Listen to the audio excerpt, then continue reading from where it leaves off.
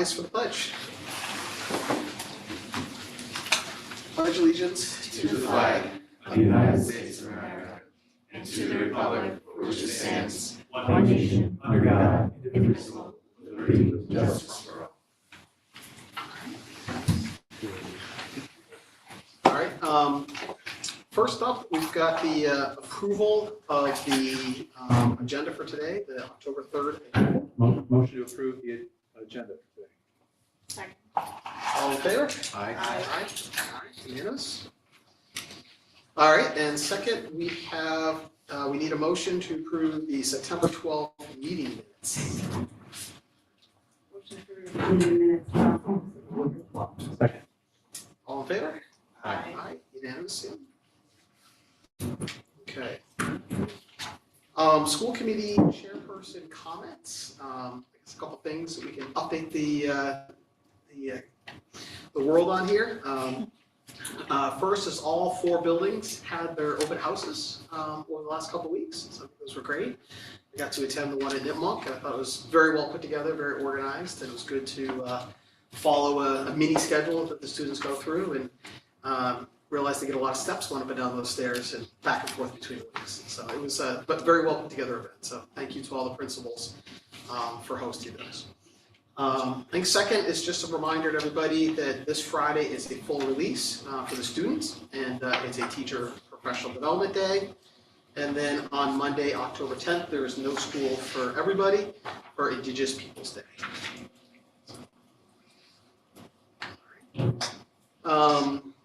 On to community comments. Any community comments in the room? No? Sam, online? I see no hands raised. All right, sounds good. Move on from community comments. All right, next up is student comments. And we've got Dia here today to give us an update. Yeah, so my first update is that Nipmuc is hosting a Rocking for a Reason concert, and that's on Thursday, October 6th at 7 p.m. It's a rock concert with musicians from Nipmuc, Lisco, and the surrounding towns. The proceeds are going to the Super Ty Luis Campbell Foundation to fund the pediatric cancer research. And then there is food, merchandise, and a 50-50 cash raffle. And then my second update is that there are PSATs on October 12th for grades 10 and 11. And these are basically a representative of the actual SAT in terms of like design and scope. And it just helps the students prepare for the real SATs when they take them in their junior and senior year. Great. And we have a new student, Fallon Clark, who's been selected as the student representative, and unfortunately she went home sick today, and she was so excited to come and had lots of, has been in touch with Dia as well, so she will be with us at the next meeting. Fallon. Oh, Yeah, and she actually had presented to us in the past. She was in one of the group presentations that came forward last year. awesome. So if you don't know her yet, you'll recognize her face when you meet her. But she was the one student who applied, and so I just checked in with her, met with her, and came highly recommended. But she's great and really excited to join the team. So she will be with us next time. Excellent. Junior? Yes, junior. Okay, perfect. Yeah, absolutely. All right. All All right, Maureen, I think it's over to you. All right. I am going to project up here, but even if I can't see what the, let's see if I did that right. One thing I wanted to talk about in district update was just related to some work we're doing with the website. And I thought the best way would just to show you a couple visuals of some changes that we've made. I'm going back to last year where it's going to be ongoing, making some updates. At the top, you can have about 10 pictures scrolling at the top. We're trying to work on our district page and then replicate some of the changes that we're doing to the whole website onto the other pages. So you may see things that take place on the home district page. They're not yet on the other pages because we're setting up the model. So a couple things we did here. You can see me circling, right? Yep. So we added these quick links, calendar, lunch menu, our district store that we talked about, and we added in a link for parents to Power School there. So if there are other suggestions people have for quick links that we aren't aware of yet, we can add a few more in there as well. This remains the same, the events. One thing that we're adding, I've talked about some of the press releases, and some of our strategic goals this year is to increase some of the press releases, so you'll start to see them each month when we have them. They'll also be linked into here, so these are a couple that we had in the last month. What happens, we propose some ideas, they will draft it for us, and then we'll work with them on the final edits and put them in contact with various people, so we'll be starting to add that in there. We made a visual change here, so it's broken up and changed the colors to green and white, so it shows up a little bit more clearly. But this is what I'm most excited about to unveil on the website here. So over the weekend, worked on these categories where, let's see, you can see it'll give you a little bit of background, portrait of a learner. There's a link, I gotta fix that a little bit. Our strategic vision, Inspired Innovation Center, project-based learning, Spanish immersion program here, Inspired Learning Days. So we can add more below that, but decided to start highlighting some of the instructional programming that we're always talking about, but there weren't ever highlights. It wasn't easy to find on the website, or we didn't have it on the website, to be honest. So Portrait of a Learner as an example, something we're working on getting messaging out about that a little bit better this year. So we're putting right there. So it's still a work in progress, but we're starting to do that on the main page. Something else that we're shifting, if you notice on the menu, when you click in the menu, it used to be all the menus were drop downs, everything was hidden. Yeah. We thought at first that that would be good because it wasn't as busy, it was cleaner, but then what we found in feedback was it's kind of a mystery. You don't know which one you're supposed to go to except for a couple.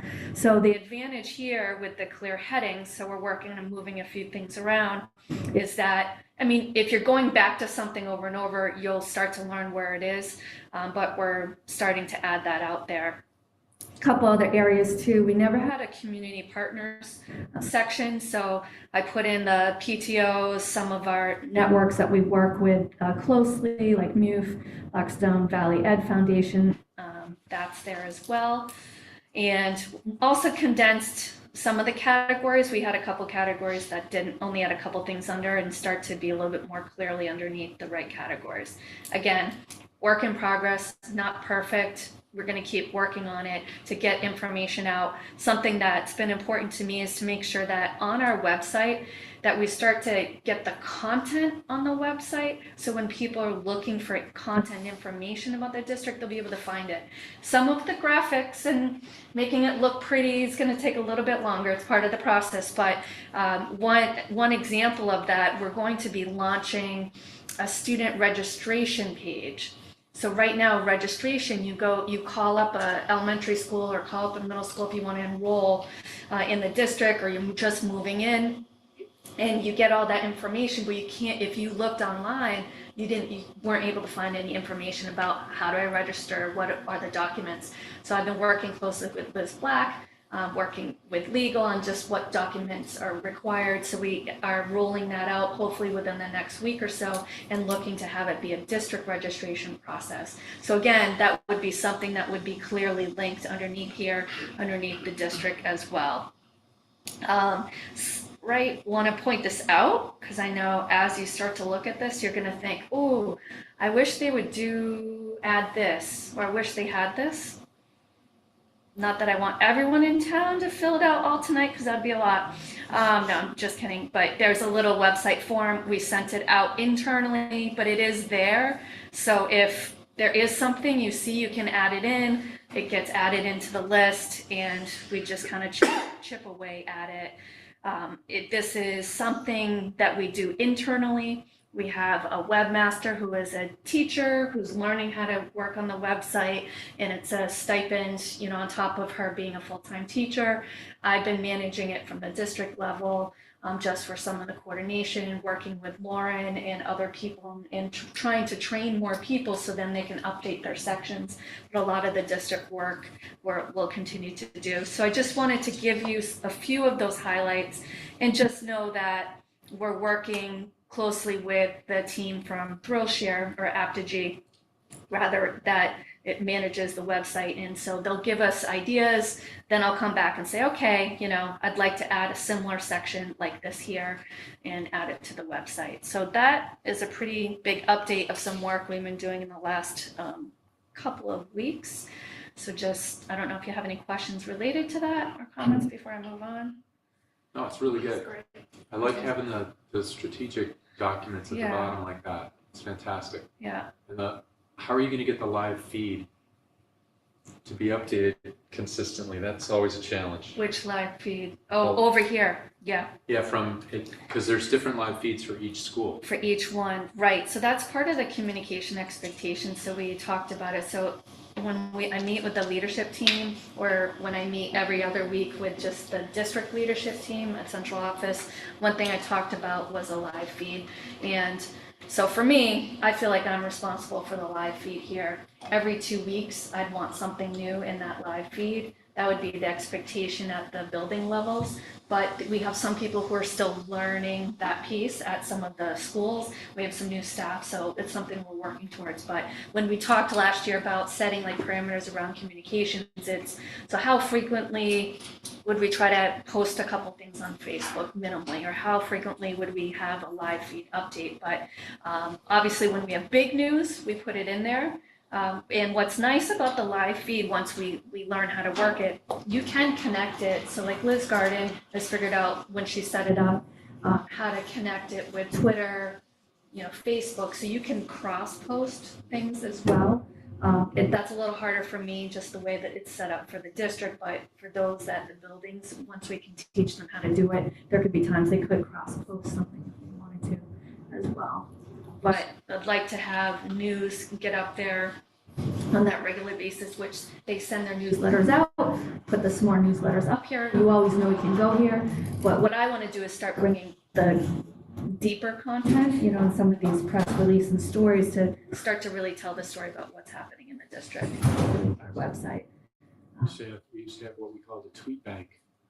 And we used to preload a bunch of messages that we knew were going to exist on certain dates, like end of term, vacation days, whatever. Yep. And then have those automatically updated into the live feed, so no one had to pre-think about that. It was always already set up, ready to go. Yeah. And then somebody just had to push the button on what the new feeds would be. That's a good idea. I think one thing we could do, I know other schools, live feed can also be connected to SMS if you want it to.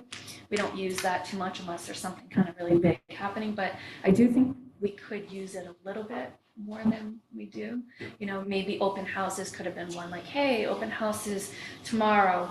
Maybe the school could have linked that live feed to the SMS, and you would have gotten an additional notification as long as it's not overused.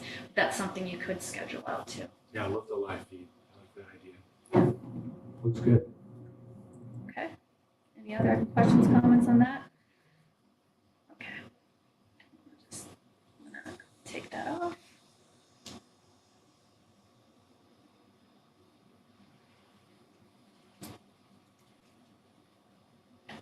All right. So the other items I had, so every year we have families that decide and opt to homeschool their children.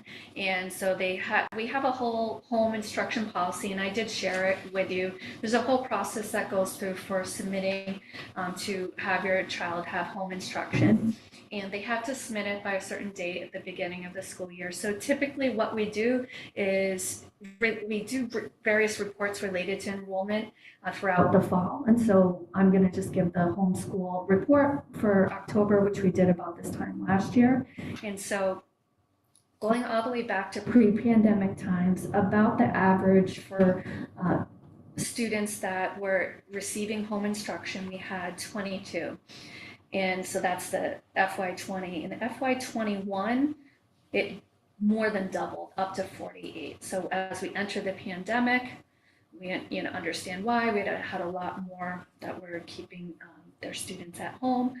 And then in FY22, that dropped to 36. And for this year, it's dropped a little bit more to 32. So we're still not down to our pre-pandemic numbers, but it has reduced a little bit from what it has. I don't have too much more to share on it, just that it's something that we're required to report out on. There are state laws that we follow with that, and we just track that every year. And I did give you, just kind of in case you had questions of the breakdown. I know sometimes people may wonder, is it more from one town or another? We do have more from Upton than Mendon this year. We do have, it kind of seems to be spread across the grade levels, but you tend to have more at the elementary, and then sometimes you might have students who would return back into the district in middle school or maybe in high school at times as well. And families have the right to do this and choose it for many different ways. So sometimes those numbers are impacted by families where you'd have a family with 4 children and they'd be across different grade levels, and all 4 would be receiving home instruction. Any questions on that? So this is homeschool, not out of district? Correct. Okay. That will come in a future report. We're still waiting on a couple pieces of our numbers. So around October 1st is when we certify our data. And so within these weeks, and once we have that information certified, it's usually about the time that we come forward with that. All right.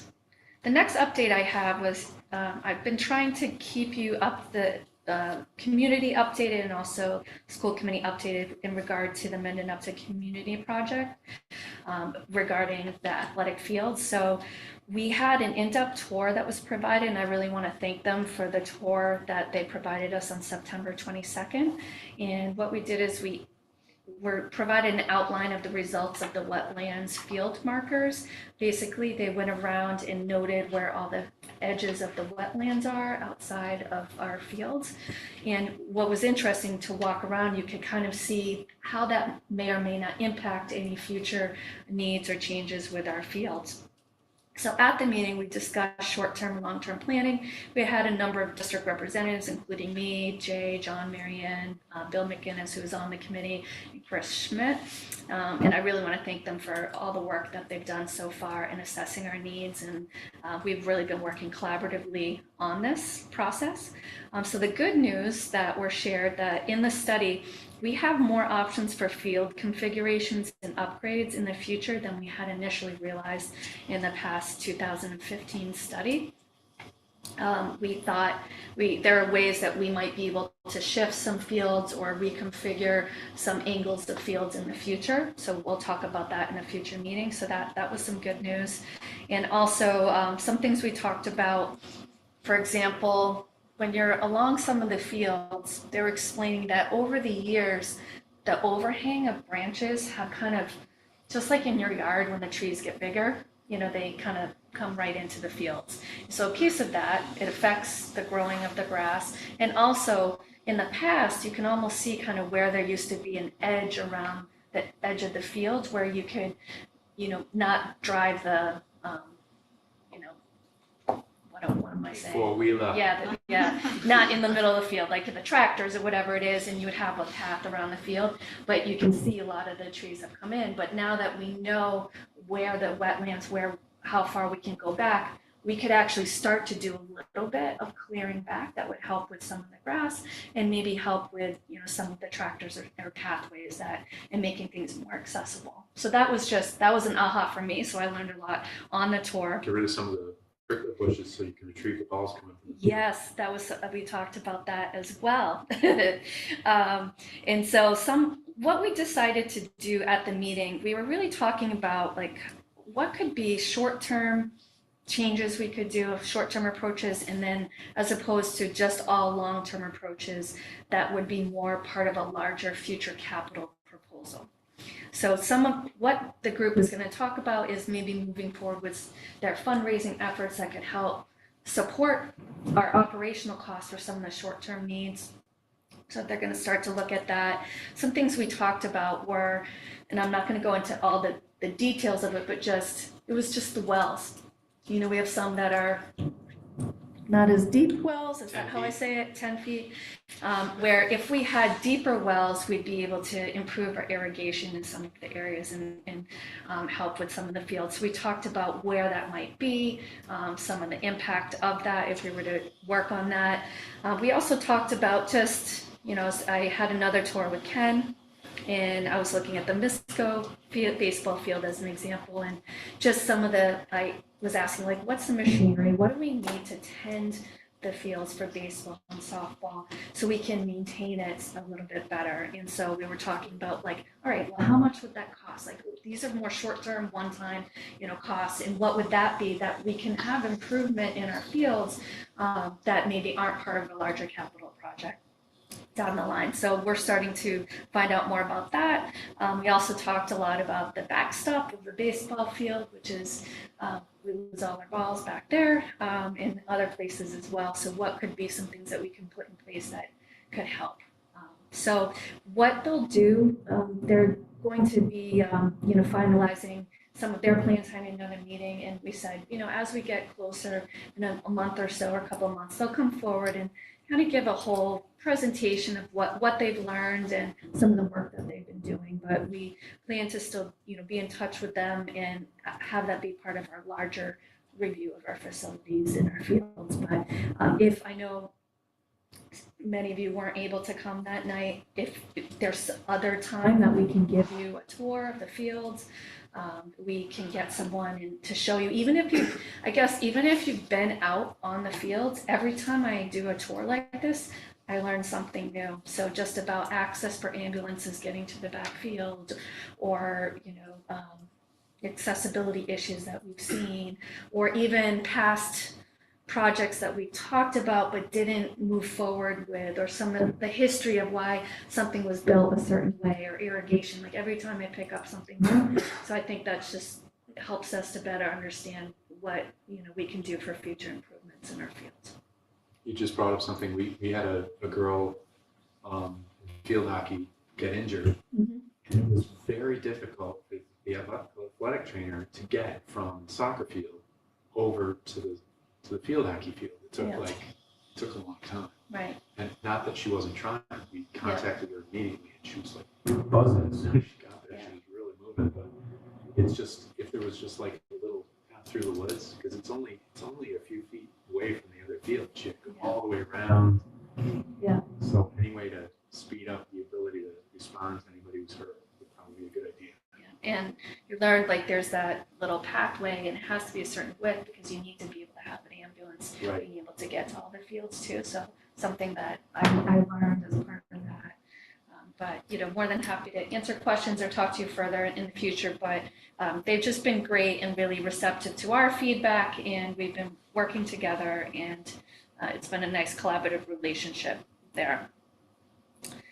All right, so those are my updates. Then what I'm going to do is invite Mr. Jim Gorman up, if that's okay, who's going to talk about 2 out-of-state field trip proposals for requests.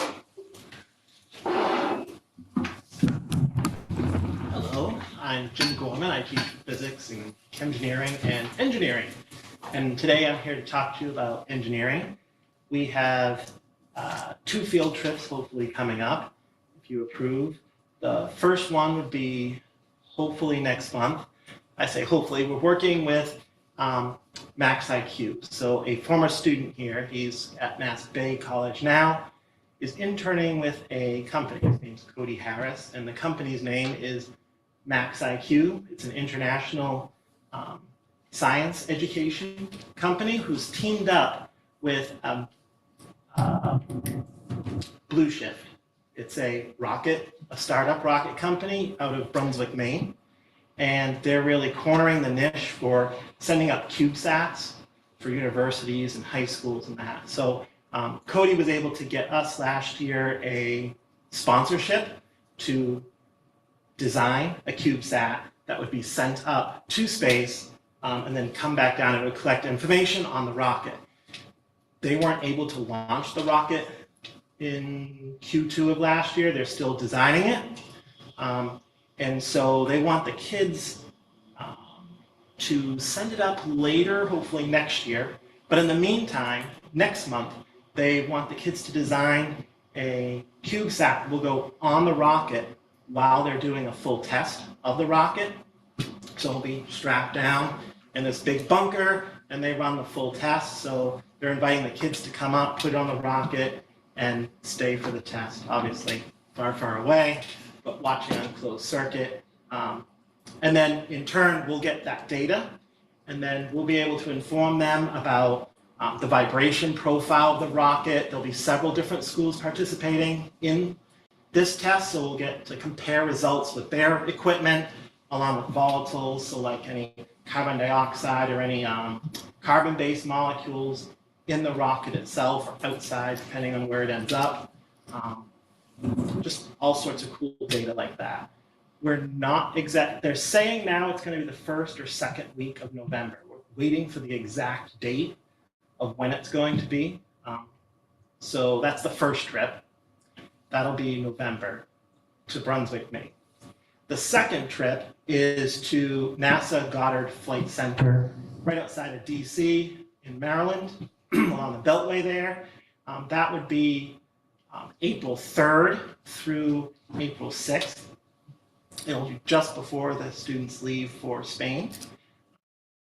And that one is for our students to participate in a symposium down there with several other schools, the Epic Challenge Foundation Symposium, where the students will be presenting their posters and their research to people down at NASA. They'll also travel down, because DC is only half an hour away. We'll spend the next day in DC, hopefully seeing our senator and or congressperson, as well as the Smithsonian Museum, and just general touring down to DC to come back up the next day. Those are 2 trips I'm looking for approval. Is there any So date questions? time to be determined. Say that again? Date time to be determined. For the November one, yes. The NASA one is April 3rd, so it's a Monday to a Thursday. Monday would be travel down, Thursday would be travel back. We get hopefully back by the end of about the end of school, and then Tuesday would be down at NASA itself, and Wednesday would be down in DC. And these are kids in your age? Yes. Yep, engineering, the engineering classes, yeah, and chemengineering. Okay. And the one for next month, which is just a rocket test, that'll be the engineering 2 kids. It's a much smaller group. Yep. Sounds cool. All right, Thank you. do we have a motion? Motion to approve these trips. Thank you. Have a good night. Excellent.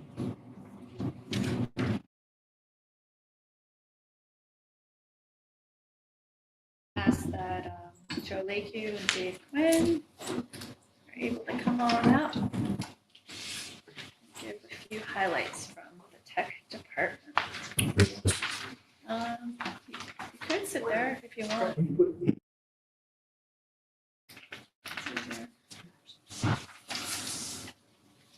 It's easier. It's easier if I do it. No, that's all right.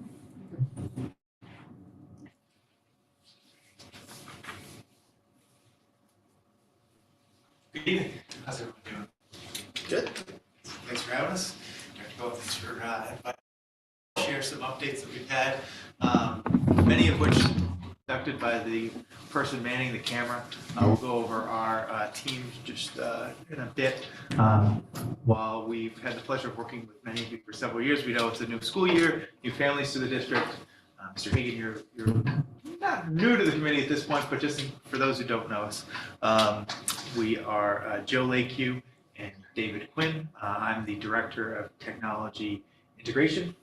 I'm the Director of Technology Operations. I have the less glamorous side of the job. Forward-facing wires and flyers, so we make a good combination. Well, Dave do the talking. Also want to take a minute just to introduce our team. We've had some new team members added, some familiar faces.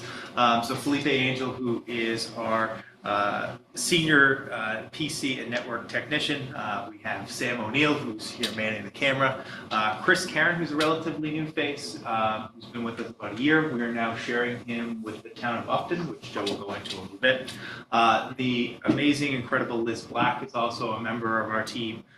She handles all things Power School and state data reporting. And then Pat McDonald, that is not actually a picture of Pat McDonald. I don't know if any of you are Silicon Valley fans, but that is Jared Dunn. Pat's school picture did not come in yet, so that was a little Easter egg for those fans out there. So we want to get started now that you have an overview of our team, just with some of kind of three big rocks. So our operation and infrastructure upgrades, some new opportunities for teaching and learning, and then a new opportunity that we're developing in the state. So for the operations side, I'm going to turn it over to Joe. So here's the exciting stuff. I can't come. I'm going after Jim, who just taught, like, taking kids to space, basically. I'm going to talk about servers. The district took some steps to replace some of the old aging infrastructure we have for server equipment at both this building and at the Misco Hill School. So we entered into a new contract with Dell and EMC to replace the old equipment, which was running about 7 years old at this point. This gives us a refresh of new hardware, which new warranties, better service, more stability, hopefully. And it also, I think this is probably gonna be the last time we do a physical data center refresh. Over the years, we've been progressively moving more and more of our products that we use day to day, software-wise, into the cloud. So this will probably be the last one we will have to physically buy here, hopefully. I'm hopeful that as the years have gone by, we looked at the last time about going to a full virtual setup, and the cost was just prohibitive at the time. Since we did this again, that cost has come down. If I were a betting man, I would say that it's going to go down again by the time we do this again in 5 or 6 years. And we'll probably move the entire thing off into the cloud somewhere in some kind of subscription service. But for now, the cost of doing a full data center refresh physical equipment was actually a little less money than trying to do a month-to-month on all of the data that we have in-house. Some of that data includes student records going back into the 90s, payroll records also going back into the 90s. Some of these things we have to keep that data basically forever. So making sure that data is secure and saved, we have to send that out to the cloud, and it's going to be at a cost per record or per gigabyte or however they choose to bill it out. The other thing we have to worry about is our student and staff counts. With the number of students and staff that we have, if we have to do a per month rental or for an outside source, the cost of adding those all together would far exceed what we're paying on a lease on new equipment. So that's the short and the long of it. The bonus here is we get to upgrade our VMware setup to the latest versions, which give us more flexibility and computing. It gives us some better options with disaster recovery. We actually have a full replica of Misco here and a full replica of Nipmuc at Misco. So should something happen to either side, we can still run. Another thing we were going to change is the Misco setup, just because the age of the building at Misco and the constant up and down with power and facility there. We're going to move the data center actually to Clough School instead, which gives us the bonus of actually being able to run them concurrently to move stuff. It's a win-win. And Clough has just better facility all around, critical power. They're closer to the street. They're not further into the woods with, you name it. I can give you stories. The other thing we've been doing a little bit of over the summer and into the beginning of the school year, we've been taking feedback from staff about the Wi-Fi. I know it's been kind of a pain point for all 4 buildings in different areas. We put the Wi-Fi in last year. We ran it a full year with different complaints and different areas we tried to target and fix. We've made a bunch of configuration updates over the summer and even just as recently as last week, trying to address some of those issues and make things a little more stable. Overall, though, I would say it's pretty good. It works. It's solid. The vast majority of students don't complain about it. The areas we found, I'm not surprised we have Wi-Fi areas. Yeah, some things like chemistry labs, not exactly conducive to Wi-Fi, so making some tweaks there. That's really about it on that. we started off the school year at Clough Memorial with some room changes, due to mostly to like reshuffle of staffing and whatnot. We moved some teachers around into rooms that had older smart boards that maybe we didn't know were broken per se, but they came up to the surface pretty quick. So talking to Dave and our smart board vendor, we really went at him a little bit and said, can we work on we needed to replace a lot of smart boards. Given the cost of that, we were able to knock it down considerably. Working with the vendor, working with our own custodial staff to do some of the physical labor, which costs probably the biggest chunk of it. Installing these, we were able to install some. That's actually a picture of a smart board at Memorial School that we hung. And Brett Bergeron, thank you very much, Brett. And we were able to replace some of these failing boards. Overall, it's something we're going to have to address district-wide. We have a lot of AV equipment that's just not, it was one-time purchased. It's just kind of aging out now. It's something we're going to have to look at in the next budget cycle probably, and coming up with a long-term plan to replace these. I know Jay's been very good about helping me out, finding ways to fund these quick repairs, but long-term, we're going to have to deal with that. Finally, just a little bit about, Dave mentioned the shared services with the town of Upton. Starting July 1st, we share Chris now with the town. Chris is doing the municipal IT services. He's the boots on the ground 2.5 days a week, basically. The rest of the time is at Memorial or here. We try to keep him in Upton just in case he needs to jump over on the town side for a second or vice versa. It's working out well so far. Chris fit right in with that. Chris actually came from the town originally. We poached him, and then he now is kind of working back with them again. So it's kind of a equal partnership with them. It's working well. There's definitely a lot going on the town side on Upton, so they were happy to have us. And I've been doing a little bit with them, just working with their tech committee, just to see what areas that we could collaborate on. Just doing this data center refresh. They happen to be in the same market for a data center, so there might be some future opportunities with them where we could share some space here and offer some services to them. And that's pretty much it for operations. I'm going to let Dave talk about all the Apple work we did, because that's Sure. What's Chris responsible for? so. Chris is our PC and network tech Okay. off Felipe, so they were basically the same position. What we did was share him with the town side now, so he's doing PC and network repair for the town, like town hall, all the municipal offices, police, fire. What's the square footage on the data center? It's, I can go show you downstairs. It's not very big. When I say data center, it's 2 hosts in the sand. So VMware, what do you get? A lot, probably about 30. 30, okay. Because we have a lot of old legacy stuff that we have to keep running for historical lookups, like if I need a transcript from 1997 or I need a payroll thing. The one we get most common is payroll. People retiring out that worked for us in 1994, and we need a copy of their pay stub from back then. That data still lives in servers that we still maintain.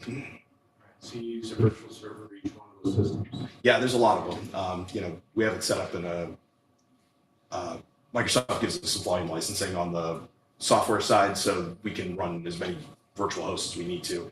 It's done by the physical socket on the hosts. So you mentioned that That the data center in Misco doesn't have a good data connection? Power connection, usually. Power, okay. Power. Data-wise, we're fine. We actually have a very good data connection there. The problem is just keeping the lights on. There's sometimes a problem when the power goes out. There's no backup generator at Misco. So Clough has that option, and we can reconfigure it there. It doesn't come. Now is the time to do it because it won't cost us anything to move anything. They're installing it new, so the cost to move it over there was negligible. A couple $1,000, We've noticed, we seem to, I don't know if this is, I'm just telling stories, but it's possible, but our sense is the power goes out most frequently at Misco, just Yeah, I live tree lines or whatever, but without, the truth. right, so we noticed that, or just, be the trees down, flickers, it's out, but we don't have the generating piece at Yeah. Misco, and so then it has impact on. Good example was last year, we had a power outage in Mendon all day. Maureen was trying to call out and get information out to parents, and there's no phones, there's nothing. It's just dead as a doornail. At least if we were over at Clough, we'd have the option of at least powering some of this stuff up and possibly rigging something so that we can make the phones work. And I just have better facility options over there, whereas at Misco, I'm kind of limited just by the building. Outages are lucky, so the backup is what's important. Yeah. I'll give Dave the mic here. On to summer Apple work. So it was a busy summer for us. The first big project was converting our Apple IDs to all federated IDs. And what that does is give the district control over any Apple ID that is linked to MURSD. Why did we do that? Because ultimately it gives us more control over the Apple IDs, gives expanded storage to students, but also gives us integration with Apple Classwork and Apple Classroom, which will ultimately give teachers a little bit more control of the devices themselves, including pushing out work directly to students synchronously, and also allowing them to lock the device in a single app or a single tool, allowing them to see what's on the screen. Still need to work that out. We've had a couple of false starts with that, a little bit of an overpromise, under-deliver from Apple at times, but we're really excited by the potential for that. We've also had to update many of the MacBooks for those managed IDs. A lot of reissuing of MacBooks as we had some new exciting staff members join us. They're hitting the ground running, and we're glad they're with us. We were able to push a lot of those 9th gen iPads that we had from the ECF grant, taken from the graduating class of 2022, and passing those down to the class of 2028, which are now our current 7th graders, which did not have the updated devices. We also had enough to push down one more level to the class of 2029. So we are now 9th gen iPads from grades 6 through 12, which we're really excited about. Not enough to go down to 5th grade to be able to handle onboarding of new students or have spare devices for MCAS, but we're hoping to use a combination of those devices to make sure that they're active for various purposes, including issuing some more frequent access to our teachers as well. But what did that mean in logistics? That meant that we were hand touching, labeling, casing well over 1,000 iPads this summer, so it was really busy. And that doesn't include the 1,450 that we had to organize, move to different classrooms. So Sam and Chris really did just a bang-up job this summer. We're really fortunate to have them. So while may seem like vacation, they did take at least one week of vacation. It's a very busy summer for us. Continuing on. So shifting a little bit from the operational to some exciting new programming that we have coming up. One of the big pieces is our new Project Lead the Way. Programming is kind of expanded in 2 directions. That's an image from our elementary training that we'll mention in a moment, but also at the high school. So now we've got a full pathway at all 3 levels that's emerging in our schools. So if you go on to the next slide. So we're really excited about our Nipmuc Computer Science program. Sandy Alavozic and Ron Cochran have just been doing an outstanding job. Number one, getting trained in the PLTW module, which is more like project and problem based, as they're teaching it. So taking on the full teaching load and learning at the same time, taking what's essentially a graduate class. We're really grateful that they're spearheading this project, and to Amy Gilchrist for all of her leadership to help bring this computer science program to life. So the 2 classes that we're offering now are Computer Science Essentials, which is kind of like that onboarding for our 9th grade students or 10th grade students or anybody who's interested in getting involved in the program. And then for our students who have some prior computer science programming experience, Ron Cochran's leading our Computer Science A program. We've got a hybrid course that Sandy's also teaching on Python to kind of bridge the gap for those students who are out of the essentials, have taken principles last year, but not quite ready for Computer Science A. We also expect to have a cybersecurity course down the road, completing a 4-course computer science pathway, which leads into the second bullet point, which is the beginnings of our DESE innovation pathway. Which will create, again, that 4-course pathway with a capstone or internship component with a lot of supports and integrated work within computer science. So we submitted a grant, which we're expecting to receive for $25,000. We've now turned our attention to the Part A, which is the full designation, which would be much more lucrative and much more supportive for the district. I just want to thank Marianne Moran, Kendra Swenson, Sandy Alabozek, Ron Cochran, Leanne McClavick, and Amy Gilchrist as well for serving on the planning team to help bring that to life. Cheryl has been active in our meetings as well, helping to provide her insights. So we're really excited about the potential of this program. We will be tapping into your expertise.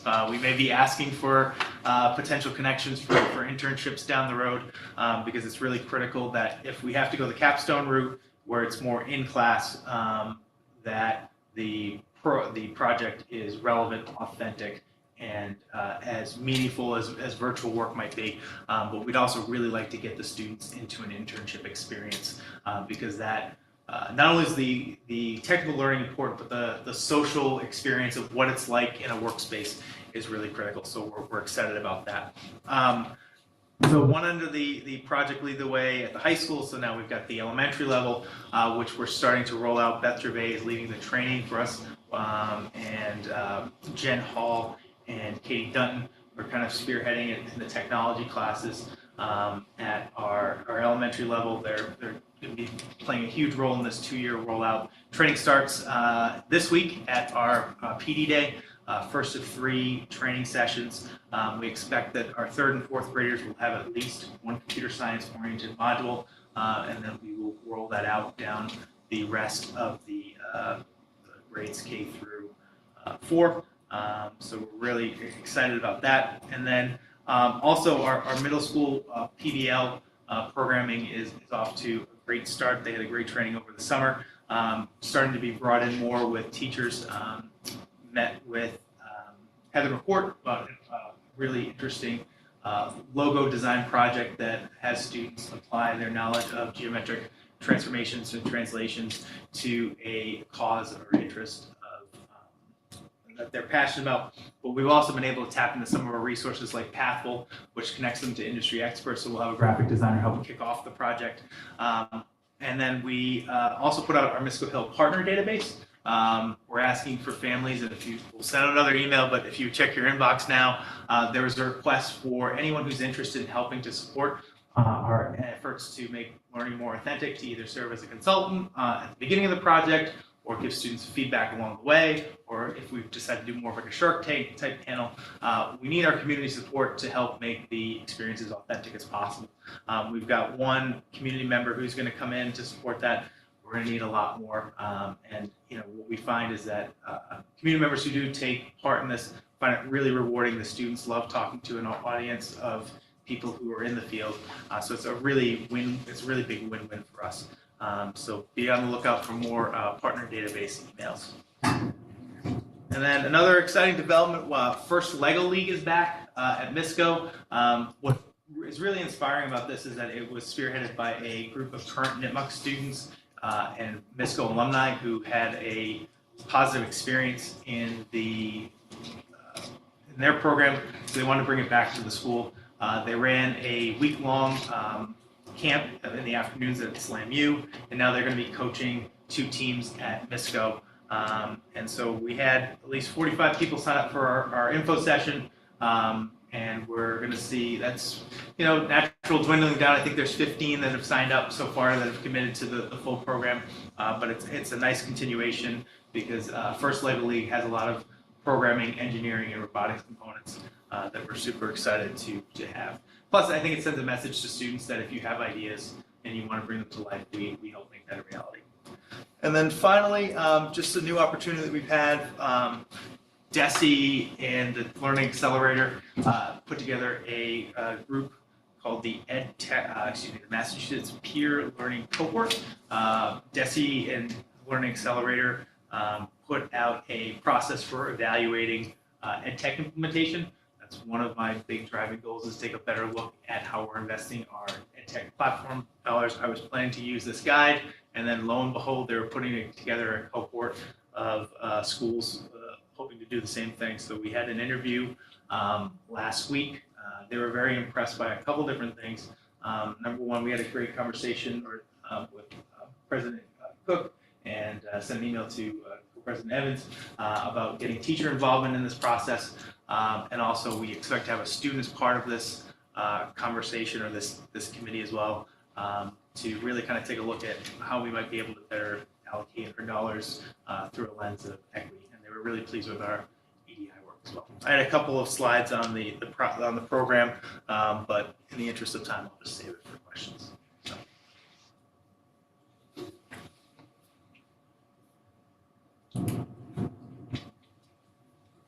That's great.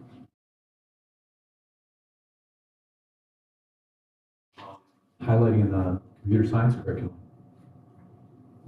You mentioned you wanted to have Shark Tank style boards to review projects. That's more for the middle school at this point. So the computer science is mostly in its infancy right now in terms of like building out from the project plan. So to speak from the middle school standpoint, so let's just give a couple examples that I know just offhand. So with Heather McCourt's project, we would want somebody who's in graphic design to talk to the students about how math really plays into the thought process of like, when do we need to know this? Oh, this is how it works into this. And then talk to them a little bit about the aspects of quality design. I know that John Hansen is planning to do a inclusive playground project, at least there's plans in the works for that. So we would want to talk to somebody who's in, either landscaping or playground development. Actually, we've had some pretty good luck with that during COVID. Some national companies were kind enough to respond to us. But talking to students about the realities of what that work looks like, what does quality look like, how does what they're learning in school connect to how they do the end project. Another thing I'm surprised I failed to mention this, but we're also doing the STEM Week Challenge through our partnership with Mass STEM Hub. So we've got Sandy, Bonnie Neves, and Emily Ayers who are working with students to investigate careers within the STEM field, and they expect to present at a statewide conference showcasing new and emerging careers in the STEM field. But part of the component is reaching out to people within the industry to get more insight into the realities of it. So we've got resources within Mass STEM Hub. We've got resources for Pathful, but if there are members of the community that are willing to, who are in the field and we can match them up, that's our desire, because I think that it's important for the community to know what's going on in our schools. And it just strengthens the relationship, much like the town services partnership. Anything we can do to enhance the relationship, get people to understand what's going on in the schools. I was asked that because I try to teach my own.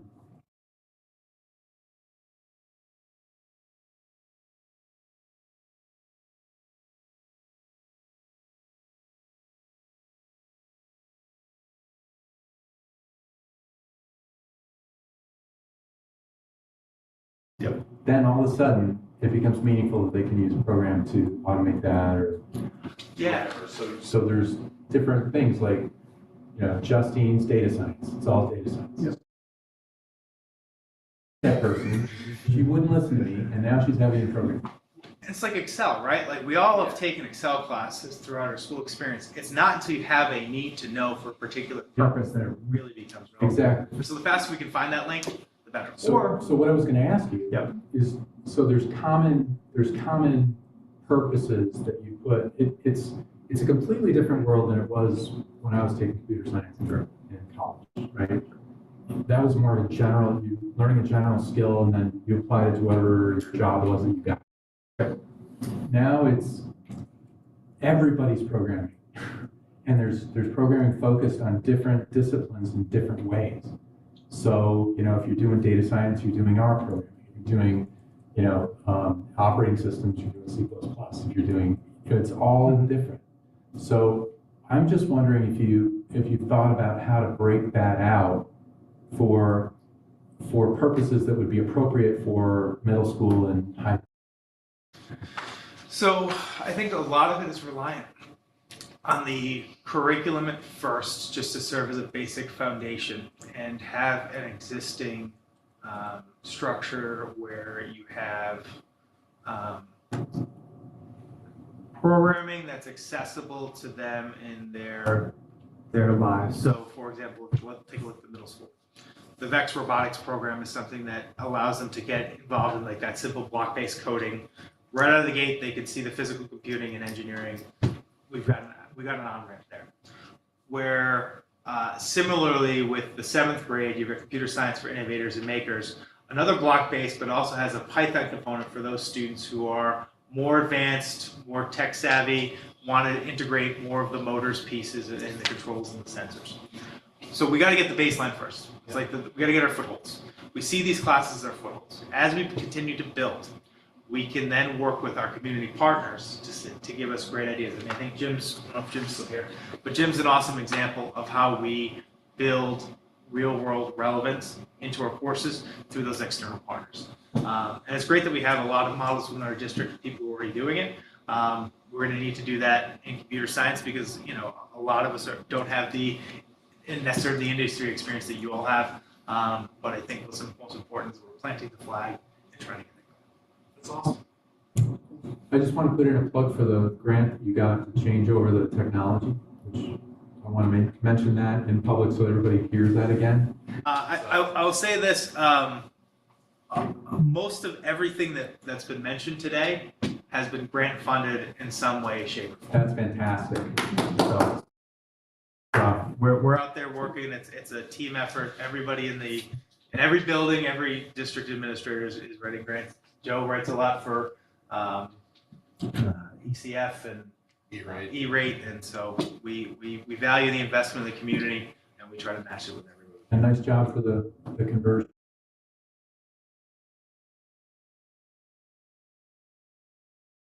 Team effort. Thank you very much for your time. Really appreciate it. Thank you, guys. Thank you.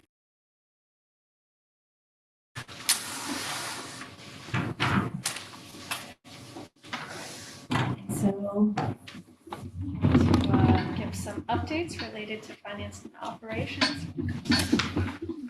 See if I have it straight. So I got kids going to Nassau, field trips, and cool programs, and now we're just going to talk about money. Maybe I should have put you first. I feel like the Rodney Dangerfield of tonight's I Show. was like, and I have to follow back. Okay, so we took all of our budget and we did go to space with it. It was very impactful. All right. Do you want Sam to project it? Yeah, do you Or do have, you want to? it'll take me a while to get it up there. I can probably try to do that if you want. I wanted to send it. I'll share it with you right now. Okay. Yeah. So you can start talking. All right. Yeah, you do all have access to it, I think, there. Basically, we went through some of this at the Budget Subcommittee. We closed out FY22. I think we finished in fairly decent shape, so I was fairly happy with that. On the revenue side, we ended up with about $374,000 in additional revenue, and I'll give you a little bit of background about what generated that. On the expenditure side, we didn't spend about $664,000. But not counting, we had about $600,000 in bills that came in July and August that were FY22 bills that kind of offset that. So all in all, with the gain in revenue, gain in savings on the expenditure side, we had a sort of a net gain of about $432,000. And that's a good target for us to have every year. So I was fairly happy with that. The biggest drivers for the revenue side were charter school reimbursement, but I will say we also had an increase in charter school assessment, so it kind of offset that. Transportation reimbursement, we ended up with $151,000 in additional reimbursement. Now, just so everybody understands, we don't find out that final amount until June 30th when they actually give it to us. They don't like tell us in April and May, hey, we got extra money, so you're going to get some. It just sort of shows up in our account. It's always a nice little surprise, kind of like, stocking stuffer. Medicaid reimbursement.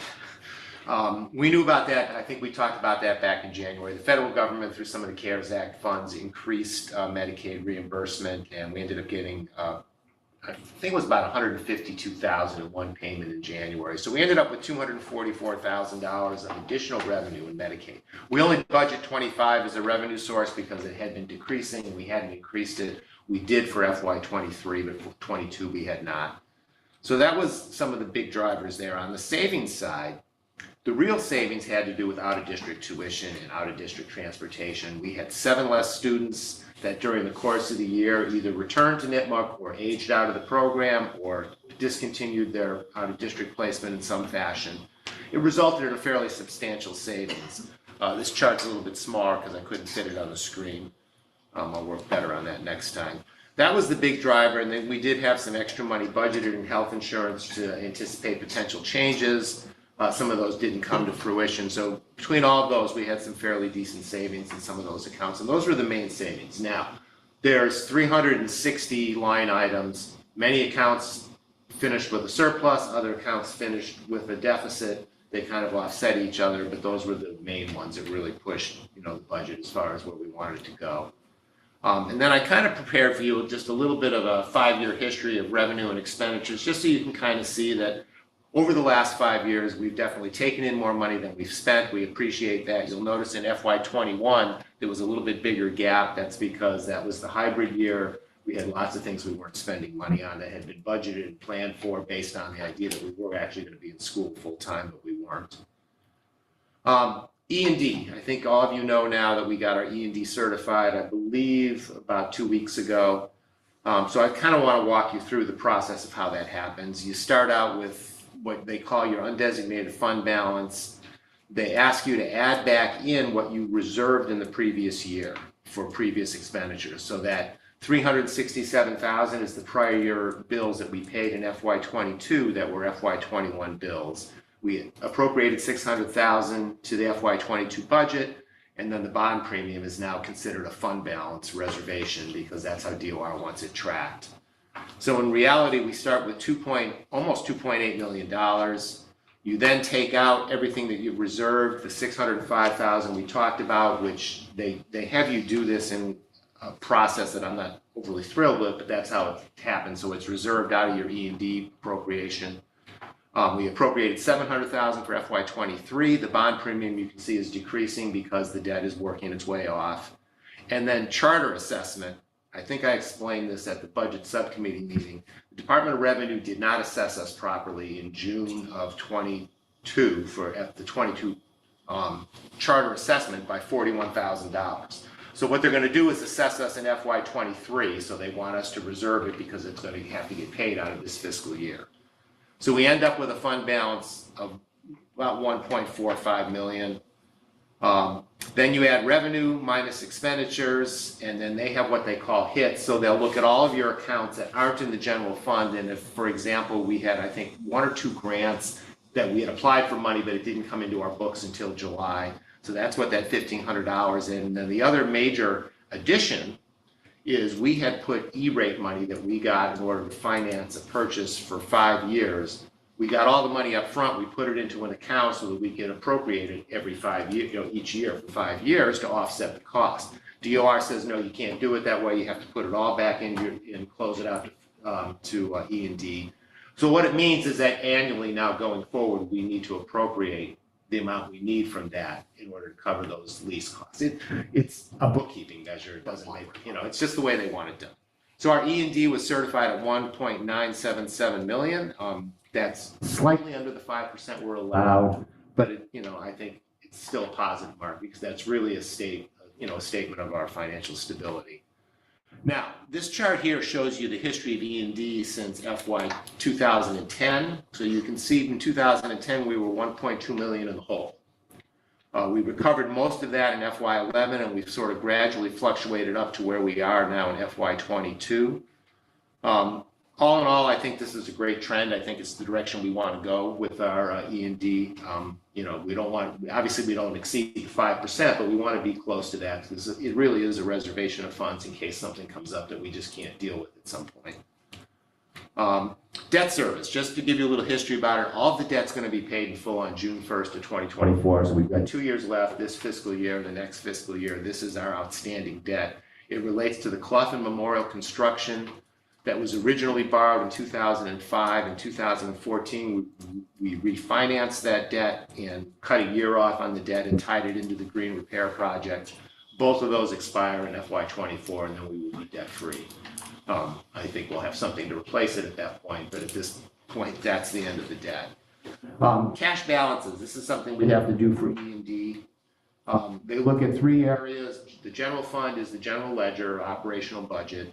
Special revenue funds are grants and revolving accounts, and then trust and agency funds are the scholarships. We've got 3 or 4 accounts that are scholarship accounts that are given out every year to graduates. all in all, we have about $10.5 million is what's considered our cash balance. And again, if you look at our general fund cash balance, so that's just the top one of the previous page, you can see we started out again in FY10, we were almost $1 million in the hole in the general fund. We're now at about 3.6 million on the positive side. Again, I think it's a positive trend. You'll notice that one dip in FY19 where we were below. That's because DOR didn't give us our Chapter 70 money for June until July, so it didn't hit the books. Therefore, the cash wasn't there. And that's pretty much it on the fiscal year closeout. I feel like we're in a good place financially. We have plenty of money in reserves for various things that could potentially come up. I think it'll help us as far as preparing the budget for FY24. The goal here is to try and be as self-sufficient as we can. Great. Any questions on this piece?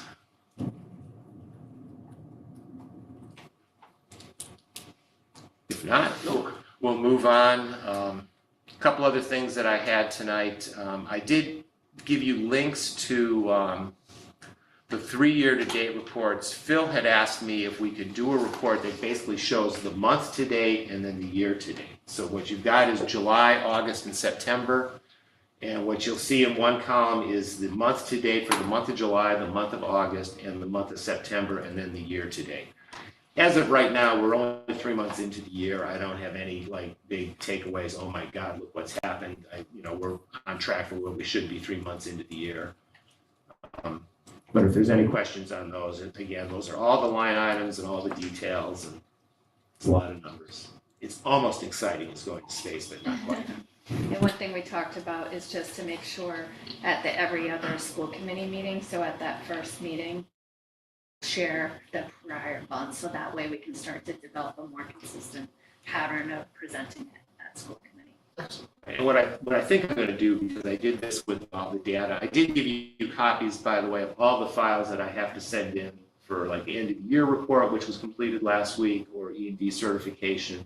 I may put all these in a folder that's a shared folder, so you just have access to them. That'd be perfect.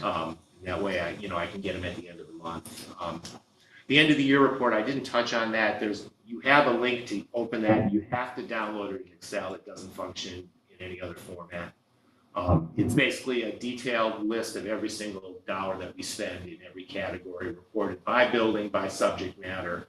It's a fairly detailed report, and that's really the determination for foundation budget and net school spending. That's what they use. So it's been submitted. They'll get back to me if they see things they don't like.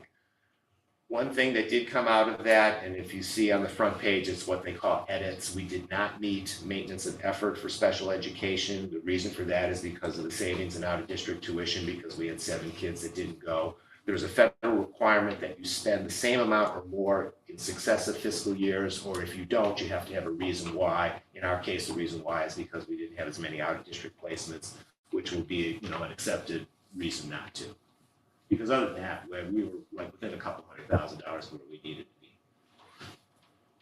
All right, so that's the year-to-date reports. Are there any questions on those? Okay. Then Habib and Associates. So as you know, we have talked with Steve Habib, and Habib Associates is our architectural house doctor. They're currently in the process of doing the boilers here.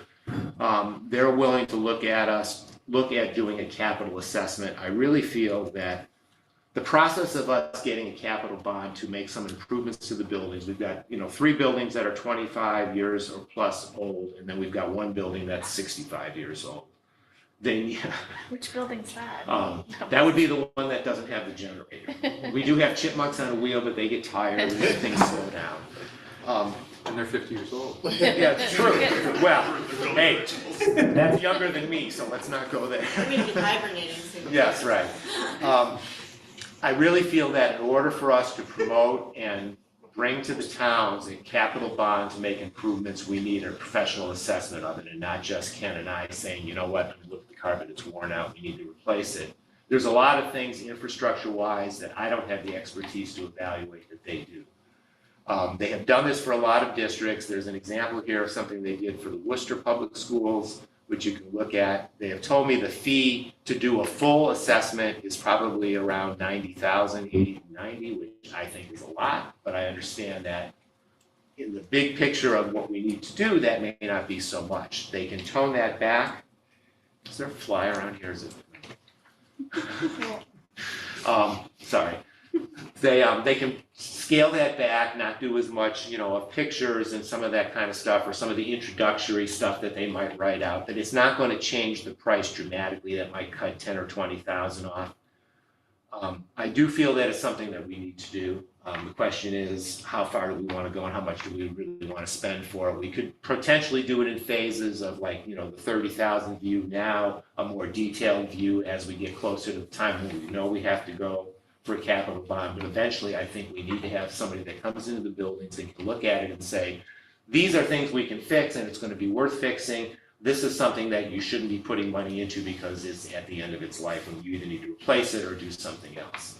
That could be the entire Misco Hill, it could just be factions of different buildings, but, I'm thinking air conditioning units here, the fields, the athletic fields, gyms. I mean, there's all kinds of things that are just really aging out and starting to fail. I mean, this week it's been grease traps and sinks in the kitchens that we've been replacing over the last couple of weeks because they just are falling apart. Trying to think of the other things that have come up more recently.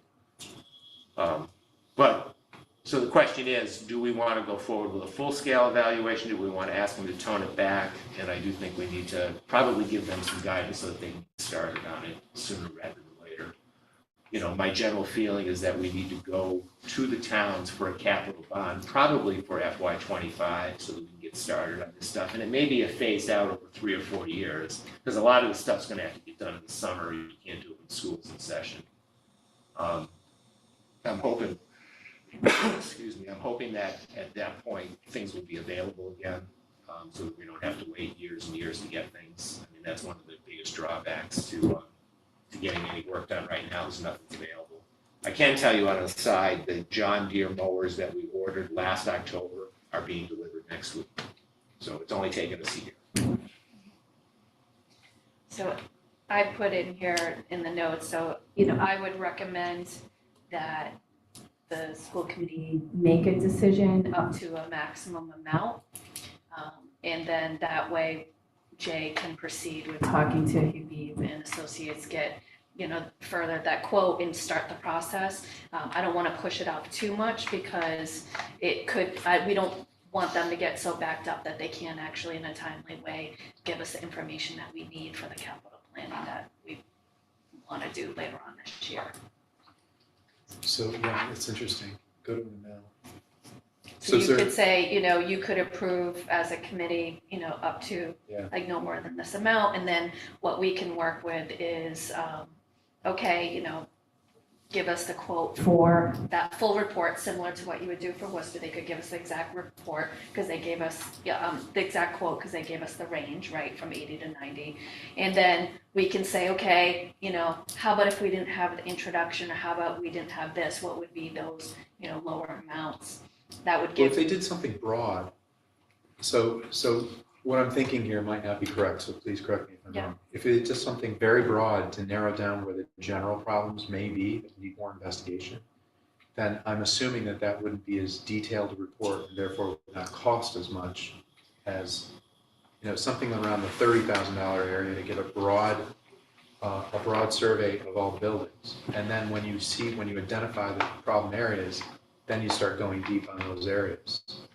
Yeah, so initially they threw out a price and they said we thought we could do something for in the 30 to 40 range. I now no longer think that that's the case. As we talk to the people that are actually doing it, they're telling me you're still probably talking, 60 to 70 to even get that high view.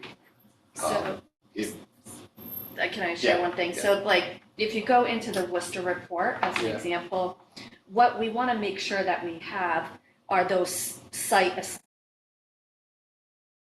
That's the information we have to have, right? So that's the have to. What's nice is, more than nice to have, right, is the beginning part, the executive summary that they provide. Also, in the beginning part, you have that building data, which is, we provide they'll walk around and do a lot of it, but we'll give them all of the blueprints and all of that as well. I think that's that introduction and that piece, they could pull that out and not do that. I tend to lean towards, I think you just have them go and do it all, but if we wanted to scale back, we have to have those assessments of each of the schools, that part. And certainly it makes it a lot easier to quickly identify which are the higher priority items by like the way that they lay it out in the executive summary with the scope 1. So that's where they explain it. They Yeah. said like, well, we could pull out the introduction executive summary, right? That piece.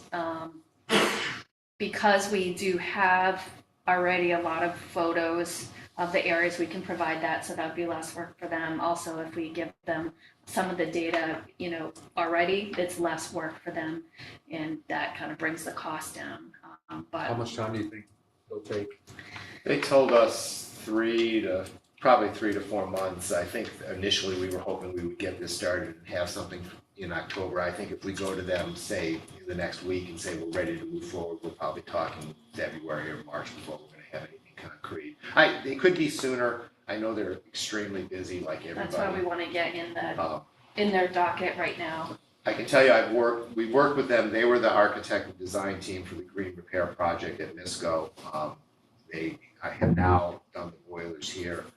I also was on the building committee when we did Clough Memorial, and I was on, I think the end result, I was on the school committee for Nipmuc and MISCO when it was renovated. These guys are really good. I think that they've got good people working for them that provide quality information. They're going to rate stuff. I'm looking at this, but I remember them talking about it as this, is necessary. You have to do it. This is necessary. That's not critical yet. This is a recommended. This doesn't meet code. There's lots of things that probably are grandfathered in that we need to upgrade just because we're not up to code. It depends on what you do. I mean, we're not looking to do, like, I'll use MISCO as the example, a full-scale renovation. And quite frankly, we really think that MISCO's only got like 10 years left and it's going to have to get replaced, you're not going to put a bunch of money into it because you're not going to be keeping it. Whether the towns are ready to go that method or not, I mean, I have some ideas that I won't get into about, where I think we should go, but I probably won't be involved at that point anyway. It's good that you can just recommend and walk away. That's generally, it's like George Costanza, I go out on a high note.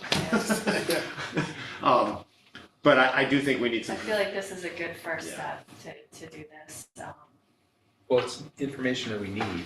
And it would look like the report that they have here for our 4 schools. I mean, I will continue to, say, look, you gotta be able to do this for less than that. What can you do? Maybe we don't need as many pictures, but I don't think it's gonna dramatically change the overall cost. And I do think in order to sell this to the communities as something we really need to do, we need to be able to present a professional evaluation of our facilities. Yeah, completely agree with that, Jay.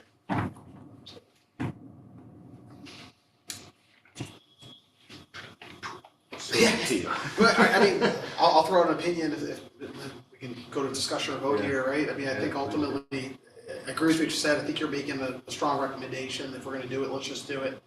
I think, Jay, you came through the financial budget, right? There's probably times in our life that doesn't make sense, and right now is a time that does make sense for 2 reasons, right? We're at a little bit of an advantageous situation coming out of last year.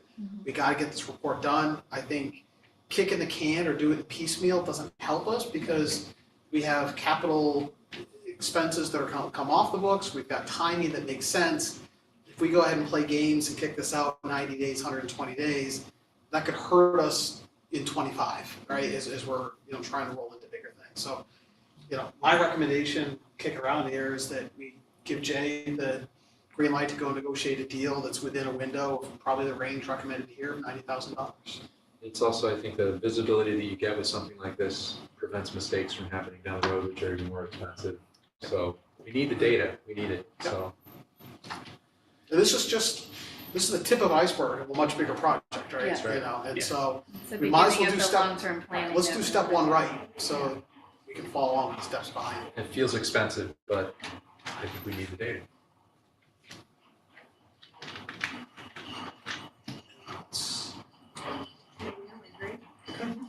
Great. All right, I think somebody should make a motion. Motion to get an assessment done by Aviv and Associates in a range not exceeding $90,000. Second. Okay, all in favor? Aye. Aye, unanimous. Okay, thank you. Okay, thank you for that. So done. All right, well, you can stay up here for the next one. Oh, okay. New business. Oh, yeah. So we, at the budget subcommittee meeting, we discussed the hearing date. The budget hearing date was scheduled in our original calendar for March 13th. And with a new governor, the timeline for our governor's budget is moved from, it's traditionally the last week of January. Well, we would get that. It's moved to maximum of 8 weeks after the inauguration of the governor, which is very different from the last week of January. So that would be, March 2nd. it's March 9th. No, it's March 2nd. Oh, it is March 2nd. Yes, that's why I changed it. Oh, okay. I was like, I had 9th. All right. March 2nd, apparently. So typically, we would have the month of February to go through the remaining part of that budget and to prepare for, and to present, budget subcommittee, present to all of you before we go to the hearing and the certification. And so we proposed moving it back to March 20th, which is a Monday, the Monday after, which would give us a full week. It's not a month, but it would give us a week potentially to do that, which would be a calendar change or like a meeting change, since that's listed in our calendar.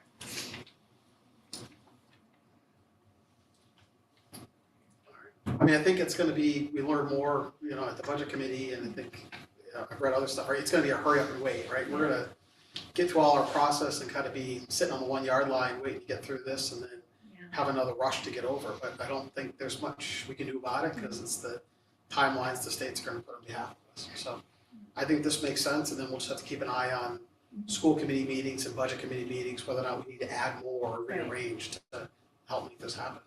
So, Motion to move the March 13th open budget hearing to March 20th, 2022.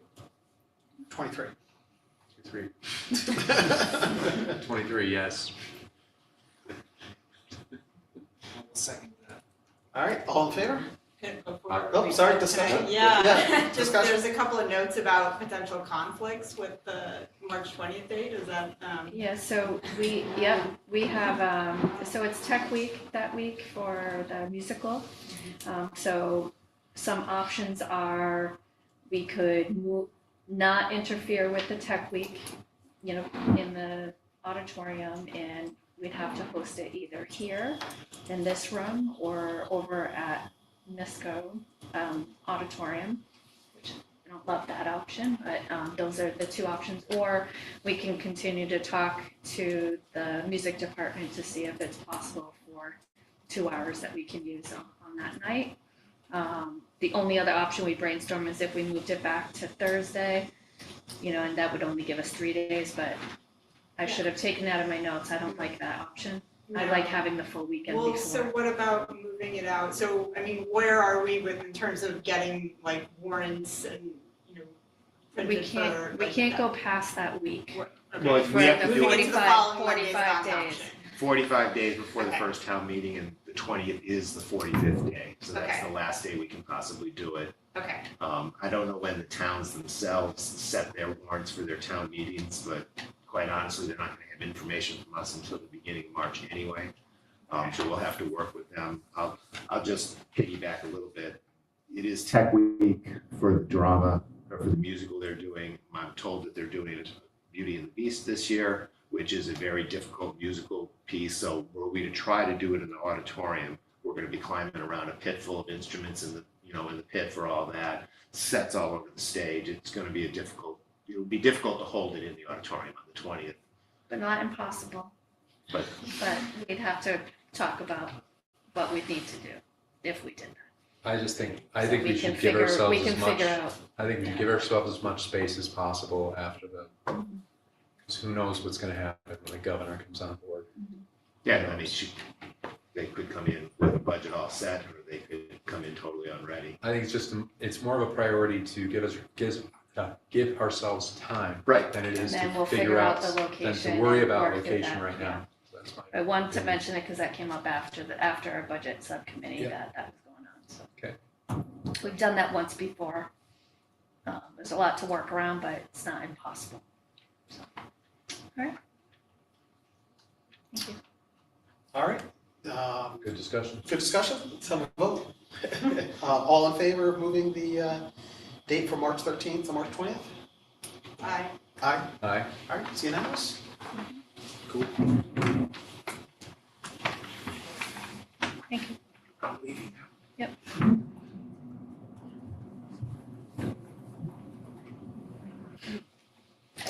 I can speak to the next second. Okay, please. All right, so we, at the last school committee meeting, decided that I should reach out to MASC to see if we could schedule or plan for our goals workshop for the school committee. So I reached out, and Dorothy Presser is a representative of MASC that does a lot of the goals workshops and the roles and responsibilities workshops. So I reached out right after. She said, okay, October's pretty full. I gave her about 5 dates that at least I saw were open in the calendar. I didn't necessarily know all of your what was available for you yet. So the only date we had in October was the 27th that she was available. So I said, well, let's tentatively do that. I'll bring it back to the committee and see if that works. If it doesn't, then we can look into November and some future dates for November. So we just added that back on here because we just got that information about a week ago. That was one of the days that she was available. Typically, just so you know, the workshops are usually about 2 hours long. So if we were to do it, if that date doesn't work, we'd want to look at, what date if you want to do it during the week would be a time to do about a 2-hour workshop, or if you wanted to do it on a weekend too, sometimes she'd be available. So, but she's great to work with. I've been to a session on this with her before. So I'm sure if I reach out to her, if that doesn't work after you discuss, I can reach out with some other options too for the next month, which is fine.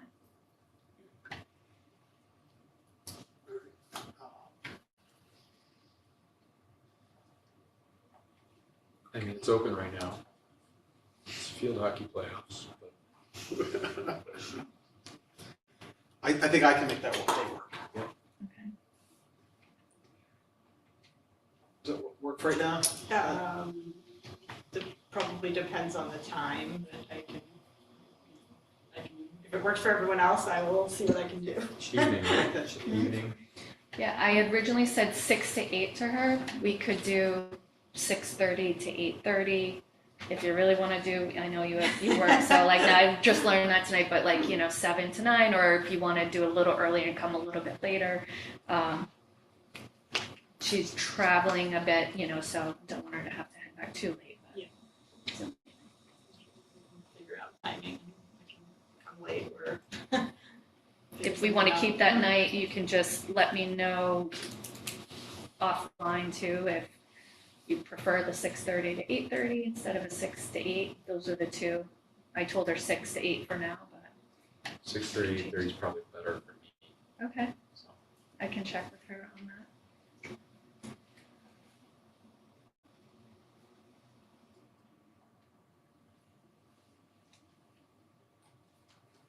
All right, sounds good. We can check with Carrie and Phil as well. Okay, See if that works. All right. thank you. Thank you.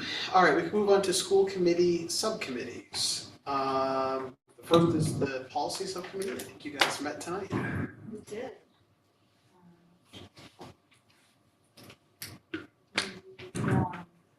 So we continued our alphabet soup review of policies. Section B tonight still. So, but we have ready for a second read, policy BB, school committee status. So we did a first read on that back in April. And so if you, that is linked in your background notes. So basically, we've just updated this to align with the most current MASC recommendations And you can see if you bring up the draft policy, it really just, there's one minor change in the second graph, where you can see in red.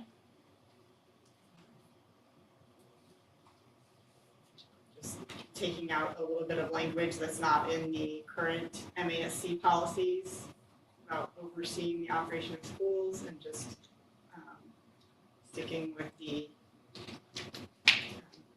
educational policies of the state to oversee those. So that's really the only change in that policy. And then we also have for first read policy BBBA/BBBB,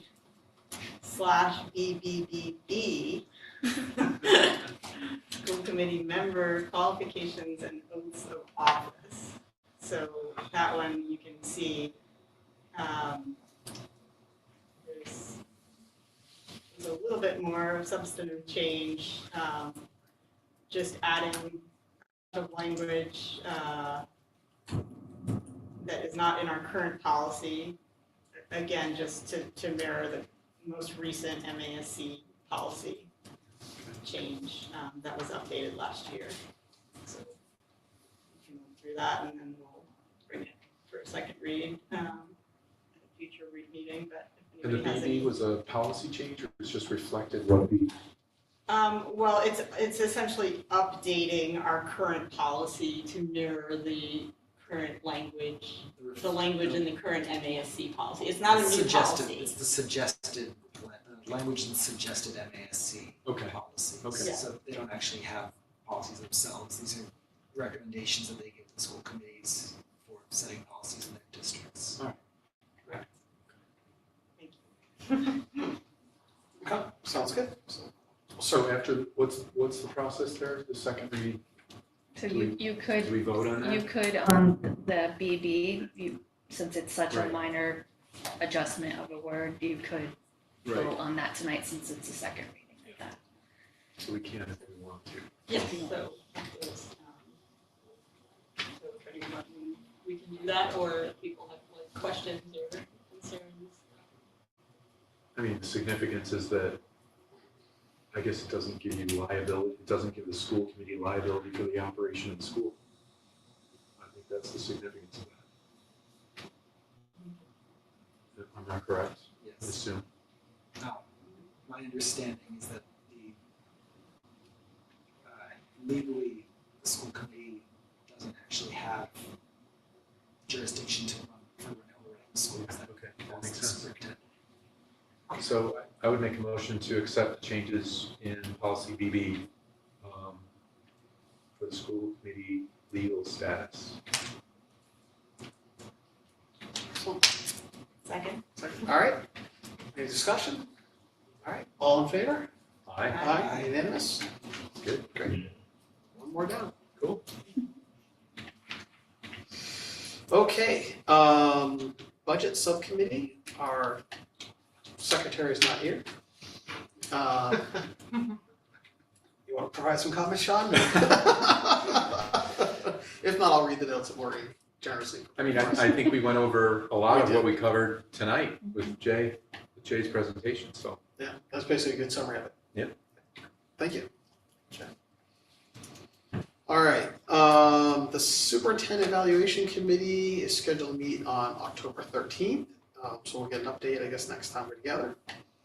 Are there any other matters not anticipated by the committee within 48 hours of the posted meeting? I don't believe so.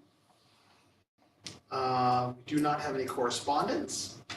So some of the future agenda items we have coming up is a update on the community recognition, We Care MISCO, presentation on the district accountability data, Misco Hill Middle School Improvement Plan, and student support services updates. Okay, if there's nothing else, we can take a motion to adjourn. Motion to adjourn the meeting. Second. All right, all in favor? Aye. All right, we are adjourned at 8:37.